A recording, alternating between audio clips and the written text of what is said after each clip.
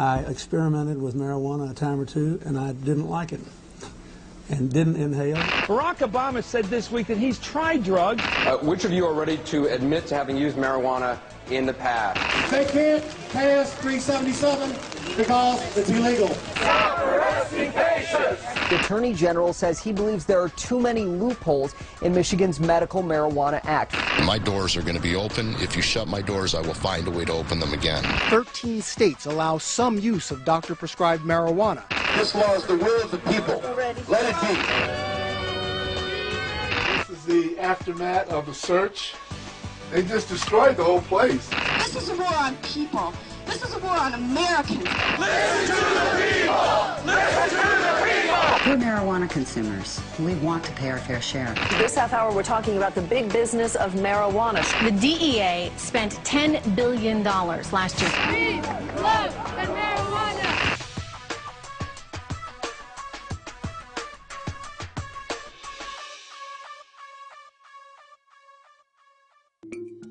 For the purpose of this documentary, we have brought together the leaders of the Michigan medical marijuana movement. Many feel that there are some very uncompassionate lawmakers in Lansing that will do whatever it takes to complicate things for state-licensed patients and caregivers. For a better understanding of where we're at, let's take a look at the history of the Michigan medical marijuana movement.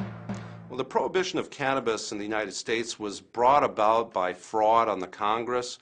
If the United States Congress had realized that cannabis or marijuana was hemp, they never would have made it illegal. 2007, referendum ballot initiatives in Detroit, Ann Arbor, Flint, and Ferndale make code amendments to their city charter that allow for medical marijuana. I began the process of getting a ballot initiative in the city of Detroit to legalize the medical use of marijuana under Detroit city law. And I finally succeeded in doing that in 2004. We won with 60% of the vote. And that created a movement in Michigan where it emboldened a lot of patients and a lot of people that want marijuana to be treated a little different than it is. And so we got ballot initiatives in Flint, Traverse City, Ferndale, and Ann Arbor. And they all passed. All local laws were changed. We did have some opposition. Bill Schuette, the current Attorney General, as a matter of fact, led the opposition when he was a judge. Yeah, they fought back. The Michigan Hospital Association was one of their biggest donors, and the DeVos family from Amway. The Michigan Medical Marijuana Act was drafted by the Marijuana Policy Project, which is funded by Progressive Insurance, owned by Peter Lewis. And they put $1 million or so into the petition drive. 2008, voters approved the Michigan Medical Marijuana Act that allows doctors to refer patients to the program and allows patients to possess up to 12 plants and up to 2.5 ounces. Well, the department at first came out with really crazy rules, or proposed rules anyway. One of them, you had to have the marijuana in a locked safe. You had to turn in all overages to the state police for destruction. You had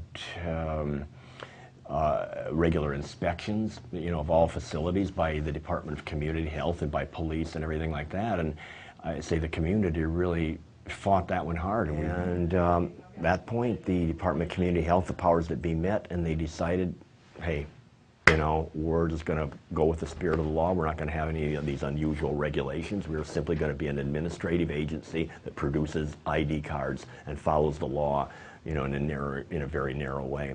But they did have a lot of really strange rules that were proposed initially, but we convinced them to do the right thing. 2009, Michiganders begin to acquire their medical marijuana licenses by the thousands, causing a massive backup at the Michigan Department of Community Health. The first compassion clubs and dispensaries are open. People saw an opportunity to be able to do something outside of work in a plant, and there are even, if you can even call it that, there aren't even any jobs in plants anymore. There isn't anything practically in this state. And this has been a godsend, to this economy. And that's how I see the whole thing coming about. And I think Schuette and those people are trying to make their move early to kill it off before it expands even further, before it gets more deeply entrenched within the culture. And it would be almost impossible to eliminate. So he wants to put it on a fast track, to get rid of it. 2010, Republicans reacquire majority control of the Michigan government. Bill Schuette, an opponent of medical marijuana, is elected as the Attorney General. Medical marijuana dispensaries begin to explode throughout Michigan. Most open and operate without problems. In Oakland County, the District Attorney, Jessica Cooper, pulls the trigger on raids at 2 dispensaries that are supposed to act as test cases. Michael Bouchard and Jessica Cooper, prosecutor of Oakland County, believes that the law really doesn't say what it says. And they say that anything unless you're getting your medicine from a caregiver, anything else is illegal. Now that is their theory, and ultimately that's going to be proven out in court. I mean, there are court challenges heading all the way. They will be going to the Supreme Court. But Mike Bouchard is making a preemptive strike, let's put it that way, to get a decision as soon as possible, which he hopes will be favorable.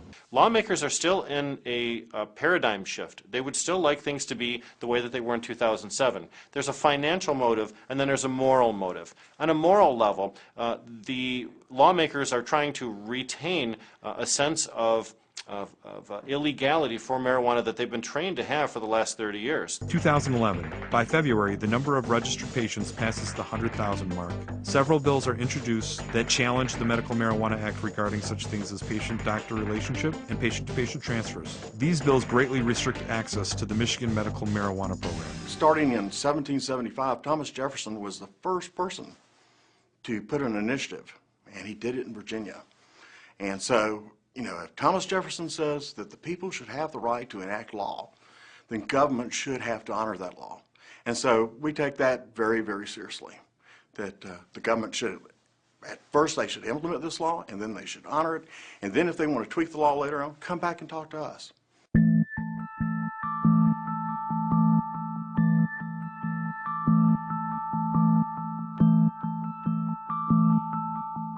There are now over 100,000 patients and caregivers participating in the Michigan Medical Marijuana Program. There is a need, you know, for medical marijuana. There's a lot of people. It's not just cancer or Lou Gehrig's disease and so on, but people with chronic pain conditions. Sometimes they do need medical marijuana. Now, again, I'm not bashing Merck or Pfizer or anything like that. Those are good companies, and those drugs work for some people. For other people, they don't work for them. And marijuana, medical marijuana, has been a godsend. Living with multiple sclerosis is very terrible. I would say about 3 weeks ago, I just finished up a 9-week stint in the hospital, and back in June when I woke up, I couldn't see, I couldn't use my legs. I have a form of muscular dystrophy, I have fibromyalgia, and I also have, which they do believe, arthritis in my back. Last year I was hit by a car, and it broke my back in 4 places, and I have a steel plate and everything now. The name for it is multiple sclerosis, and it's gotten to the point where I can't do too much with my body, and there's a lot of spasming going on. So I have to take, I have 6 different medicines that I need to take during the day. So I've got my little medicine pills all set up, and they all do different things, but they all give about the same problems. Now, what kind of things have I seen in patients before in applying cannabis to their medical situations? I deal with patients with MS, Crohn's, UC, colitis, IBS, MS, cancer, various forms of cancer,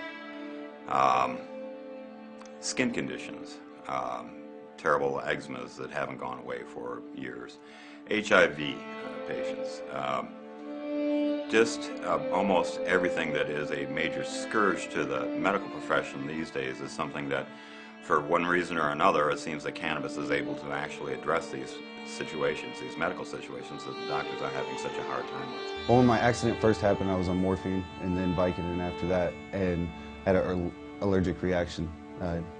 Made me throw up and itching everywhere. My whole face felt like it was just crawling the whole time, and with medical marijuana, I don't have any of those problems. Definitely the side effects were not good. The narcotics make me really drowsy, where I can't play and interact with my kids. Also, I just can't function right in pain, to where I'd break down and just cry all the time. But if you do marijuana, it doesn't give you that problem. It doesn't upset your stomach. It doesn't make you constipated. It relaxes you, and you feel a lot better. Currently at this time, through cannabis and Simpson oil, I am not taking any medications. My wife was losing massive amounts of weight, and the doctors had no answers for her. So we entered the Michigan Medical Marijuana Program, and she is much better now. My pain is under control. I've dropped the anti-seizure medicines, which I was on massive dosages. I've all but eradicated any pain medications, and I'm a lot healthier today than I was. We need the medical community to speak out in support of this. I have a client who was able to reduce his OxyContin intake from 8 per day to 6 per day, which is huge, both in the how it affects his body physically and in the savings in the expense of those drugs.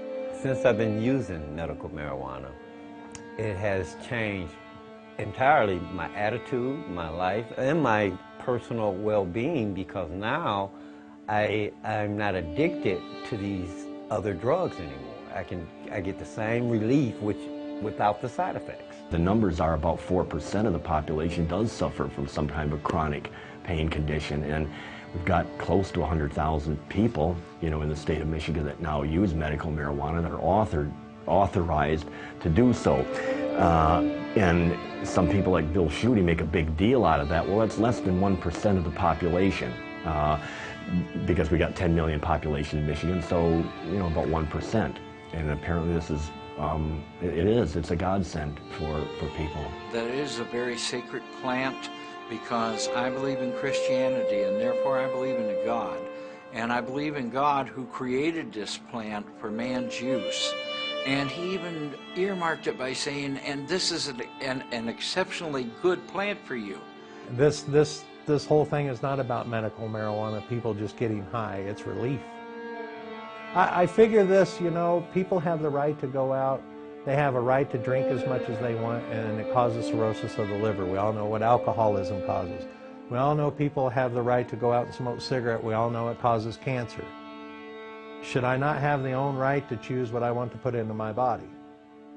I mean, I should have the right to either want to take this OxyContin over here, which is going to clog me up, cause me side effects that I'm not sure of, and some mental things to go along with it, to whereas I can smoke a joint or I can eat a piece of candy and have as much as relief and no side effects. And again, it's my choice. I don't understand what the problem is.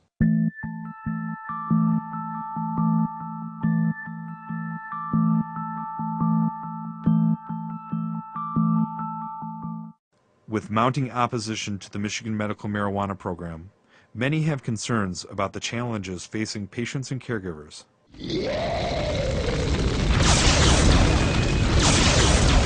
Well, the biggest challenge is coming up this fall, and if we don't stop them this fall, there's a very good chance we'll lose everything, that they will water that law down to where it's practically meaningless. We as voters, 74% of us voted for this law to pass. We have this right. The law was given to us. I don't understand how an individual as Bill Schuette can come in and change a law, again, voted by the people.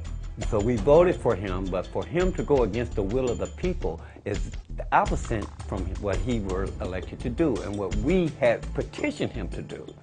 I mean, he literally stabbing us in the back. Let's say a patient's caregiver, their crop fails, or the patient's crop fails. Where would that patient go if he's not able to go out and acquire it from another patient? Are we going to condemn sick people to getting off their sick bed and going into the street and looking for their medication? Because once you make the decision to become a medical marijuana patient, your life changes. Because in many cases, we quit consuming pain pills. We don't take OxyContin, we don't take hydrocodone. We use medical marijuana. So if our supply is interrupted, is our only alternative to go back on these harmful, addictive drugs? I don't think so, and I don't think that's what the voters intended. That's why the voters said that we have the ability to acquire and transfer. If my local dispensary closed, I don't know what I would do, because I would be in so much pain that I would want to commit suicide probably. I've gone and bought my medical marijuana on the streets. It's more expensive. It doesn't have the same medicinal strength. Well, there is a distinct effort. I mean, there is an opposition, and there are people who are trying to peel away at the rights that this act, affords us, and the protections that this act affords us. And these people just want to participate in this program, grow medicine, use medicine, whatever the circumstances may be within the the guidelines set forth by the law. And there are people that are trying to circumvent that and take away their liberty and their things as a result. And it shouldn't be like that. And it should be a little bit more defined, and they should feel a lot safer about this law that is so overwhelmingly supported by the voters. Well, they say that the voters were tricked. They didn't know what they were voting for. Okay? They didn't believe or think that all of a sudden these like so-called dispensaries and compassion clubs and groups like this would be signing up. The Department of Community Health claims that they thought maybe there would be 5,000 people and that was it. And their theory is that unless you're terminally ill, okay, and you need to just sort of get high, before you die in order to feel better, that's the value of marijuana. So, you're obviously, if you're a cancer patient, you're dying, you're not a danger to society, so go ahead, buddy, go get high. I am a smoker, and it upsets me when people call me a faker because it really does help, and it's not just to get high, it's actual medication. What he's doing, he's got his own class of people that he's trying to help. He's not looking at the person such as myself or a person who doesn't have the mega bucks. See, this is something good for all qualities of life. Rich, poor, doesn't matter. The biggest problem that Michigan medical marijuana patients is facing right now, is that the law has not been properly implemented. Different areas across the state, especially, you can see the discrepancy in the implementation, because in some areas patients have access. Ann Arbor is a good example of that. In the western part of the state, it's a very hostile environment. Patients are scared. And I think that the government itself, at the state level, the introduction of all these bills, at the core of these bills, it paints a very negative picture of our law. Our law is a compassionate act. It was enacted by voters to help sick people. But if you read these acts that they're proposing right now, it paints a much different picture of the people that are benefiting from this medicine. All of the honest, law-abiding citizens who are doing it peacefully and appropriately in their homes don't come into contact with law enforcement. So law enforcement thinks that because everybody who they see perhaps might be a criminal, or many of them, they assume that everyone involved in it is criminal, and that's not a fair assessment. So there's a big change in perception that needs to occur. I think every law goes through a period of time where things get adjusted to make it more functional and to work within its intent and things like that. And it's not perfect by any means, but it is significantly clear in a lot of areas that a lot of people would like to have others believe are not so clear. And that's part of the effort of the opposition to hurt this law and stop us from functionally using it. These people are coming up with interpretations that make it impossible for the law to be carried out. And if that's the case, then that's got to be a bad interpretation. They came in, there were former terminal cancer patients that were now cancer-free. People that have been told they have maybe 2 weeks left to live, maybe 2 days. They walked in to testify on his behalf with their medical records and their doctors, cancer-free. We have the cure for cancer sitting here if we can coax it out of this plant. Because of the numbers of people who are afflicted by cancer, we need to go after this now.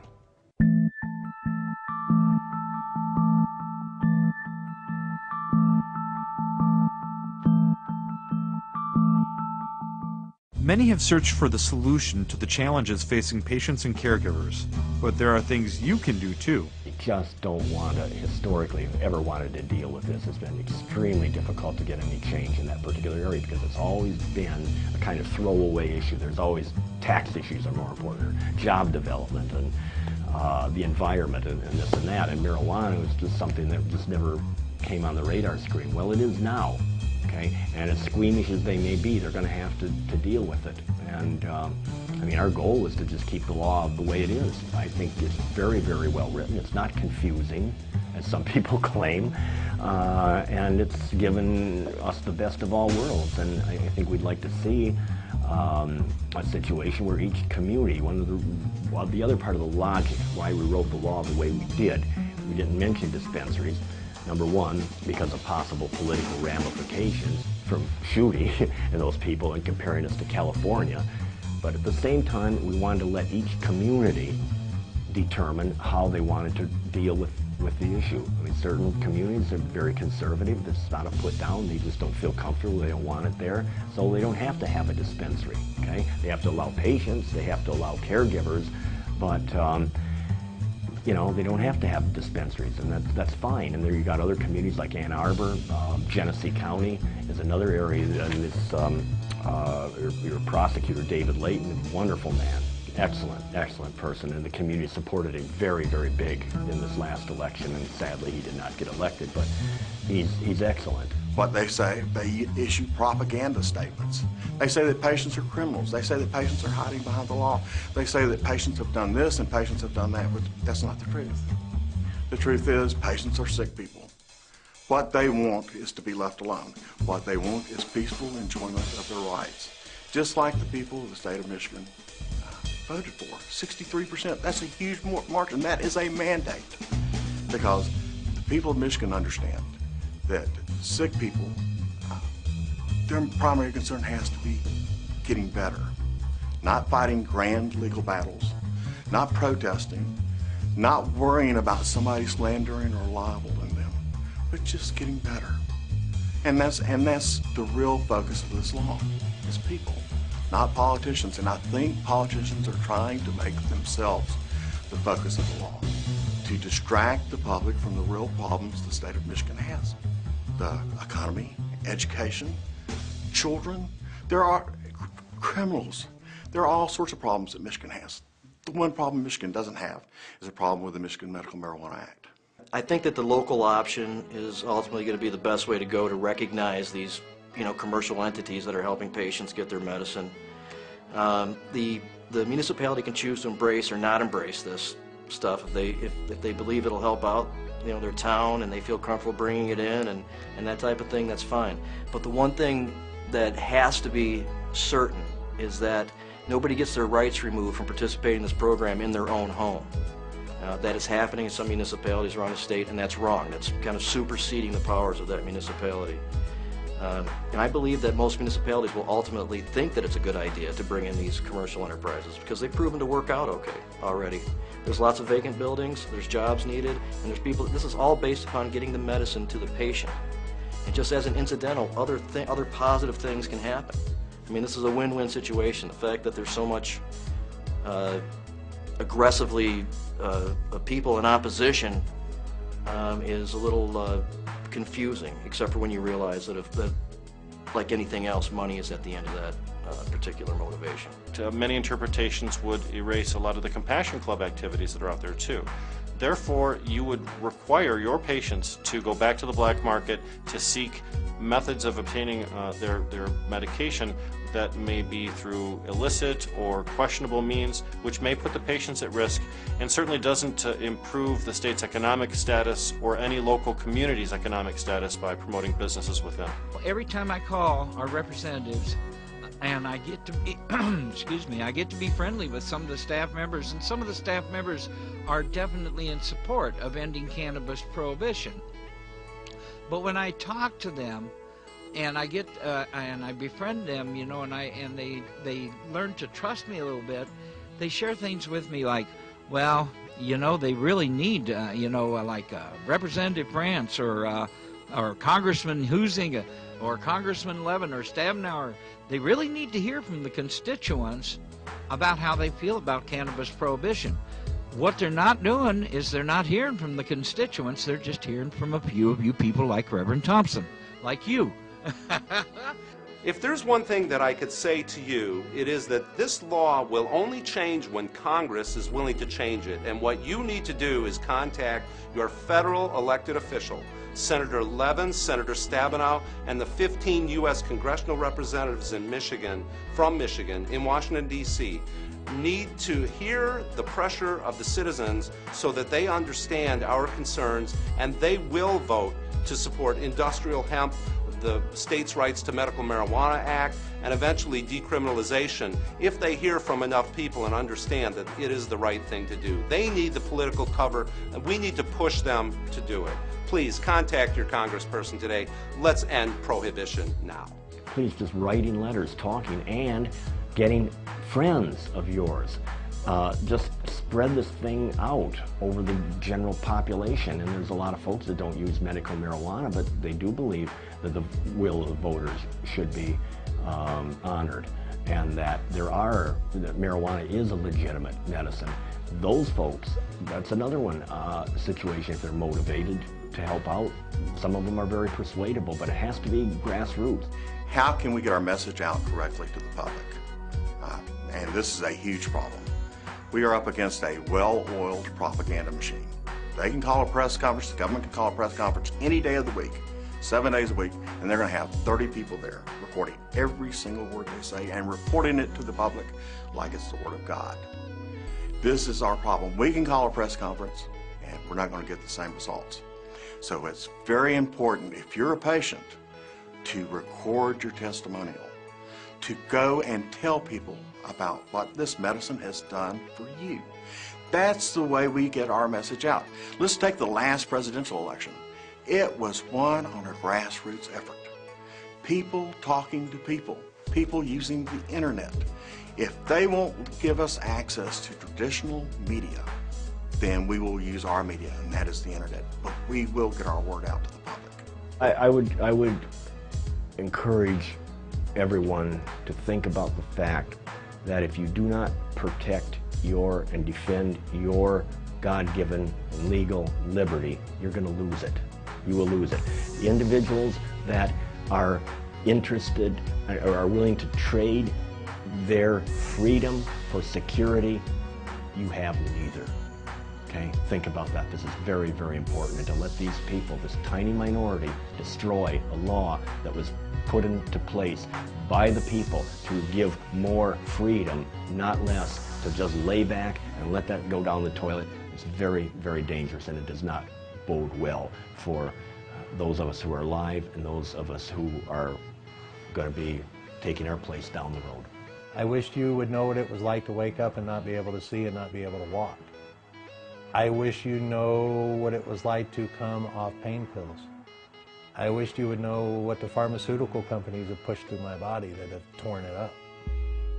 I wished you knew what that was like to go through. They should walk in my shoes, see where I'm at, what's going on. Other people that are ill, and this is working and helping. It's just medicine. It's just medicine.